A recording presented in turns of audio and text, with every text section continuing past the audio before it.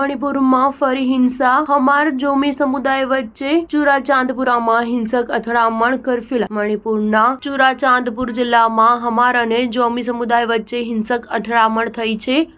હાલ જિલ્લામાં ભારે પોલીસ બંદોબસ્ત ગોઠવી કર્ફ્યુ લાગુ કરવામાં આવ્યો છે. એવું કહેવામાં આવ્યું છે કે જોમી સમુદાયે 18 માર્ચની સાંજે તેમના સમુદાયનો ઝંડો ફરકાવ્યો હતો, જેનો હમાર સમુદાયે વિરોધ કર્યો અને પછી હિંસા શરૂ થઈ હતી.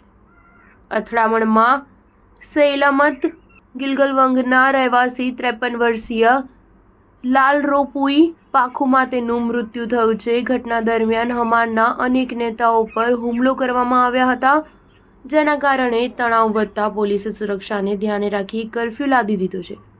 મંગળવારે હમાર, ઇમ્પુઈ, મણિપુર અને જોમી કાઉન્સિલ વચ્ચે શાંતિ જાળવવા માટે સમજૂતી કરવામાં આવી હતી. જો કે તેમ છતાં સ્થિતિમાં સુધારો થયો નથી.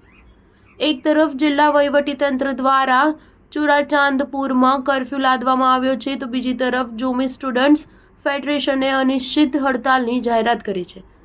નાયબ કમિશનર ધરુણકુમારે લોકોને કાયદા વ્યવસ્થા જાળવી રાખવા તેમજ શાંતિ જાળવવા જાહેર અપીલ કરી છે. બંને સમુદાયો વચ્ચે વિવાદ થયા બાદ સુરક્ષા દળો દ્વારા ચુરાચાંદપુરમાં કોમ્બિંગ શરૂ કરી દેવામાં આવ્યું છે અને સ્થિતિને કાબૂ કરવાનો પ્રયાસ કરવામાં આવી રહ્યો છે. વાસ્તવમાં 17 માર્ચે હમાર સમુદાયના નેતા રિચર્ડ હમાર પર હુમલા બાદ આ વિવાદ શરૂ થયો હતો.